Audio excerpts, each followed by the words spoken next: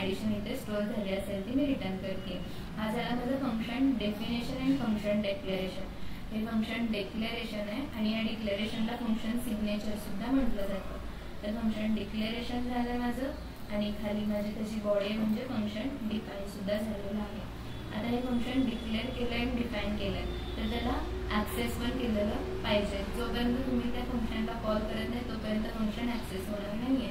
तो as a code म्हणून save राहील पण त्याला कोणताही टास्क परफॉर्म करणार नाही. तर टास्क एक्झिक्यूट करण्यासाठी आपण काय करतो, फंक्शन कॉल करतो. तर फंक्शन कॉल कसं करायचा, एक तर फंक्शन नेम आणि राऊंड ब्रॅकेट्स. जर पॅरामीटर्स असतील तर तेवढे पॅरामीटर्स तुम्ही पास केलेच पाहिजे.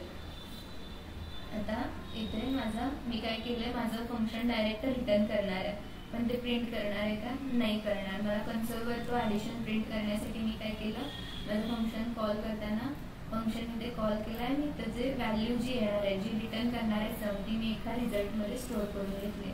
फंक्शन कॉल करताना काय केलं बघा, मी फंक्शन नेम राऊंड ब्रॅकेट्स जेवढे पॅरामीटर्स मी इथं पास केलं तेवढे आर्ग्युमेंट्स पास केलं. मी काय म्हणते बघा, जेवढे मी डिक्लेरेशनमध्ये माझे जेवढे पॅरामीटर्स आहेत तेवढे मी आर्ग्युमेंट्स पास केले. ज्यावेळेस तुम्ही फंक्शन कॉल करता त्यावेळेस ज्यावेळेस ॲक्च्युअल व्हॅल्यू तुम्ही पास करता त्यांना आर्ग्युमेंट्स म्हटलं जातं. तर मी माझा फंक्शनचा कॉल केला आणि त्याचा रिझल्ट इथे रिझल्ट व्हेरिएबलमध्ये स्टोअर केला आणि तो व्हेरिएबल मी इथं प्रिंट करू शकते. हा झाला सिम्पल फंक्शन. आता फंक्शन तुम्ही फंक्शनच्या मदतीनं पॉलिमॉर्फिझम यूज करू शकता, इम्प्लिमेंट्स करू शकता तुमच्या C# प्रोग्रामिंगमध्ये. तर तो कसा करायचा, तर तिथं तुम्हाला दोन वेज आहेत. त्याच्यातलं पहिला वे आहे तो फंक्शन ओव्हरलोडिंग आणि सेकंड वे आहे तो फंक्शन ओव्हररायडिंग. ओके, फंक्शन ओव्हरलोडिंगमध्ये काय होतं, तर तुमचं फंक्शन नेम सेम असतं पण पॅरामीटर्स डिफरन्स असतात आणि ते फंक्शन लिहिताना लक्ष द्या, तुमचे फंक्शन नेम सेम असतील, कायम रिक्वायर्ड आहे. ते फंक्शन ओव्हरलोडिंग करण्यासाठी तुमचं फंक्शन नेम सेम असेल पण पॅरामीटर्स डिफरन्स असतील. त्यावेळेसच तुम्ही एका फंक्शन नेमवरून डिफरंट फंक्शन्स कॉल करू शकता. याला फंक्शन ओव्हरलोडिंग म्हणतात. जसं मी पॉलिमॉर्फिझमचं सेकंड सेशनमध्ये एक्सप्लेनेशन दिलं होतं की मेनी फॉर्म्स म्हणजे माझं एकच फंक्शन नेम आहे पण त्याचे मल्टिपल फंक्शन्स मी लिहू शकते आणि ते ॲक्सेस पण करू शकते. का, तर माझं फंक्शन नेम सेम आहे बट पॅरामीटर्स डिफरन्स आहेत त्यामुळं तो फंक्शन पण डिफरंट होणार आहे. ठीक आहे, हे फंक्शन ओव्हरलोडिंग झालं. फंक्शन ओव्हरलोडिंगचे की पॉईंट्स आहेत जसं मी सांगितलं, must have the same name.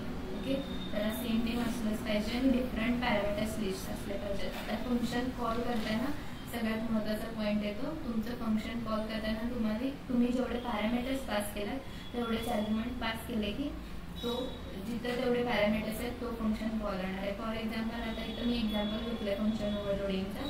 त्या इथलं पब्लिक क्लास मॅथ ऑपरेशन घेतलं आहे आणि त्यामध्ये मी ॲड फंक्शन घेतलं आहे फर्स्ट आणि त्याच्यात पॅरामीटर्स किती पास केले, 2 पॅरामीटर्स आणि त्यांचे ॲडिशन. सेकंड एक फंक्शन घेतलं आहे ॲडिशनसाठीच ॲड घेतलं आहे, सेम नेम आहे बघा ॲड. तर मी त्याच्यात 3 पॅरामीटर्स पास केलेत A, B, C. म्हणजे हा फंक्शन वेगळा झाला, हा फंक्शन वेगळा झाला. माझे पॅरामीटर्स लिस्ट वेगवेगळे आहे. इथं 2 पॅरामीटर्स आहेत आणि इथं 3 पॅरामीटर्स आहेत. त्याप्रमाणे मी इथं खाली कॉल करणार आहे. तर कॉल करताना मी काय करणार, मला जर 2 पॅरामीटर्सचे पाहिजे असेल तर मी 2च आर्ग्युमेंट पास करणार आहे आणि 3 पॅरामीटर्सचा पाहिजे असेल तर मी 3च आर्ग्युमेंट्स पास करणार आहे फंक्शन कॉल करताना. ओके, आता आपण फंक्शन ओव्हररायडिंग बघूया. तर ओव्हररायडिंगमध्ये काय होतं, तुमचं फंक्शन नेम सुद्धा सेम असतं आणि फंक्शन पॅरामीटर